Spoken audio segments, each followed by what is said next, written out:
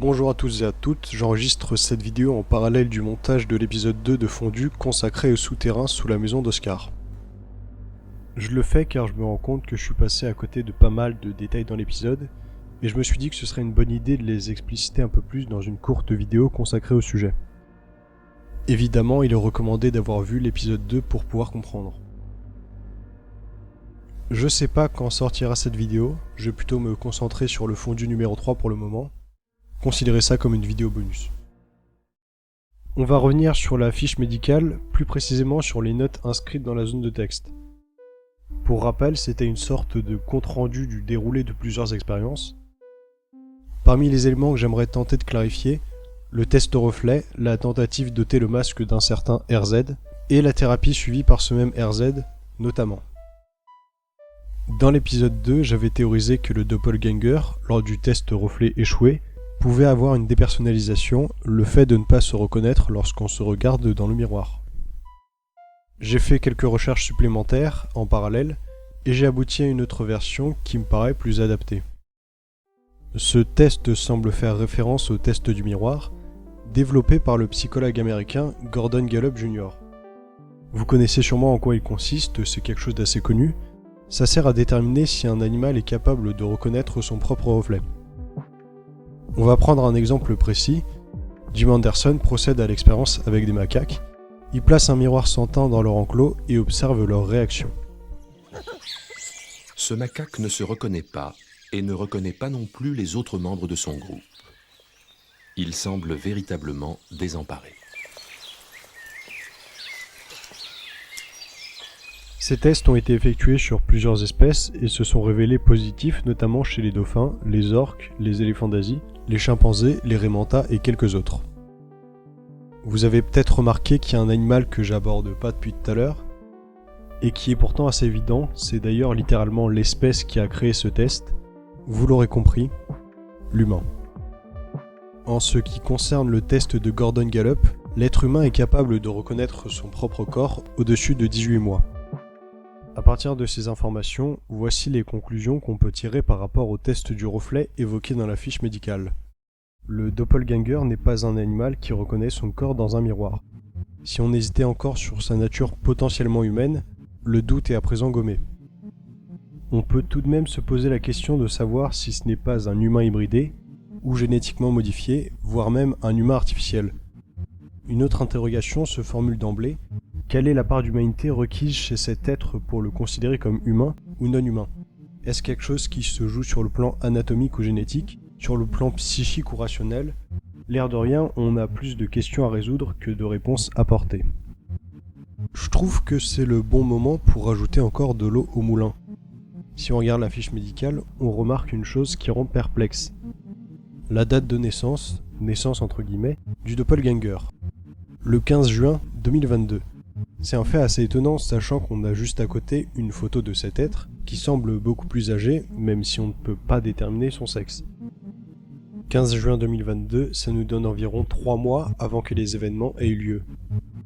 En plus de la bizarrerie de l'apparence physique qui ne correspond pas à l'âge du doppelganger, en tout cas si on le considère comme humain, on a aussi une potentielle réponse quant à l'échec du test du reflet. Celui-ci a eu lieu avant que le sujet atteigne les 18 mois. Difficile, en revanche, de savoir si la comparaison avec l'humain tient aussi dans ce cas-là. On est sans cesse confronté à cette énigme de la nature véritable des doppelgangers. Humains ou non, artificiels ou génétiquement modifiés, on n'en sait pas beaucoup. Avant de parler de la tentative de démasquer RZ, j'aimerais revenir sur l'expérience de sociabilisation échouée. C'est en quelque sorte un prolongement direct du test du miroir. Le test est en effet négatif, mais il est de plus indiqué qu'il y a eu, je cite, une hostilité à l'égard de son soi reflété. La non-reconnaissance de son propre corps conduit donc le doppelganger à considérer son reflet comme quelque chose d'externe, de nocif, d'intrusif. Il ne voit pas son corps, mais un danger potentiel pour lui. D'où l'attitude agressive qu'il adopte face à l'autre sujet auquel il est confronté. On en vient maintenant à la tentative de démasquage de ce RZ. La première information qu'on a par rapport à cette situation, c'est que ce RZ porte un masque. Ça semble évident, mais c'est important de le préciser. De plus, relever ce détail nous permet de discuter un peu sur la nature de ce masque. C'est un terme assez large et on n'a pas plus de précision dans la fiche médicale. Ça pourrait être un masque chirurgical. Ça m'étonnerait, mais c'est une hypothèse à ne pas rejeter trop vite. Depuis le Covid, c'est devenu plus habituel d'en porter lorsqu'on est malade. Et c'est de plus une obligation dans le domaine médical lorsqu'on est chirurgien et qu'on opère. Ou vétérinaire si on revient sur le débat de l'humanité du doppelganger. Ce RZ souhaite peut-être éviter de contaminer le doppelganger. C'est potable, sachant qu'il n'a que 3 mois et que son système immunitaire n'est sûrement pas assez développé pour lutter contre certaines maladies, virus ou bactéries. Donc, hypothèse intéressante, mais selon moi ce n'est pas la juste, vous le verrez très vite. On va rester dans le domaine de la protection. Cette fois, ce n'est pas pour protéger le doppelganger des propagations de RZ, mais le contraire. RZ peut porter un masque filtrant qui le préserve des maladies que peut transporter le sujet. On a abordé dans les 2 premières hypothèses le fait que les masques servaient à protéger un corps d'un autre, disons-le ainsi. Mais introduisons une 3e donnée dans notre équation, à savoir un élément externe, non vivant. Ce que je veux dire par là, c'est que les scientifiques peuvent avoir fait usage d'un agent anesthésiant volatile, un gaz anesthésiant en gros.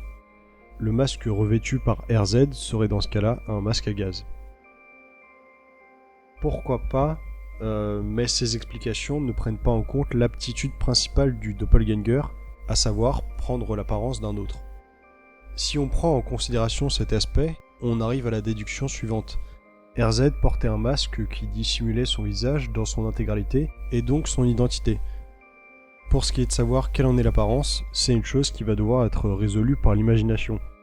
Est-ce que c'est un masque produit spécialement pour ce genre de test? Est-ce que c'est une cagoule ou un passe-montagne? Est-ce que c'est un masque acheté sur le marché? Mystère. On va continuer en évoquant rapidement ce passage de la fiche médicale. RZ placé en isolation, thérapie de 2 semaines avant réintégration, pas de séquelles physiques ou psychologiques. On peut s'interroger sur la nature de cette thérapie. Je suppose qu'il s'agit d'une thérapie avec un psychologue, mais vous le savez, j'ai une imagination plutôt débordante quand il s'agit de trouver un sens caché, un double fond à une phrase qui paraît pourtant limpide. C'est l'association du manque de précision de la teneur de la thérapie et de l'absence de séquelles de RZ qui me fait tiquer. Je veux dire, c'est le dossier du doppelganger, pas celui de RZ. Pourquoi on aurait des informations sur son suivi psychologique ici? Même si la fiche médicale est rédigée dans un style relativement neutre et impersonnel, cette digression fait tâche donne la sensation d'une subjectivité bel et bien présente. Elle me donne une impression assez particulière que je vais essayer de retranscrire en mots. C'est comme pour dispenser le lecteur de considérer une autre possibilité quant au sort de RZ. Je suppose que la thérapie et son résultat sont aussi consignés dans le dossier de RZ, s'il en a un, et le fait qu'il soit mentionné ici me donne l'impression que quelqu'un souhaite faire corroborer les 2 versions d'une manière un peu artificielle. Je vais prendre un exemple imagé. C'est comme si l'auteur d'un ouvrage scientifique livrait une conjecture controversée et bancale, et la sourçait en renvoyant vers une autre de ses parutions à lui. Un peu du style, les 2 fois où c'est évoqué, ça dit la même chose, donc c'est vrai, c'est ce qui est véritablement arrivé. Je suis peut-être desservi par ma surinterprétation, mais il y a vraiment une sensation bizarre dans ces quelques phrases. Elle devrait pas être ici, elle semble avoir été imposée. Pour ce qui est de la nature de cette thérapie, j'ai peur d'être trop déstabilisé et de pas pouvoir vous fournir d'explications vraiment convaincantes. Tout ce que je peux potentiellement avancer, c'est que l'absence de séquelles, à vrai dire les séquelles physiques sont dérisoires puisqu'on évoque une thérapie plutôt mentale, me fait dire que ça peut être un lavage de cerveau ou quelque chose du genre. Mais rien n'est sûr, sauf le fait, encore une fois, que la présence de renseignements sur l'état de RZ a posteriori de l'expérience me dérange. C'est tout ce que j'avais en tête comme précision pour l'instant.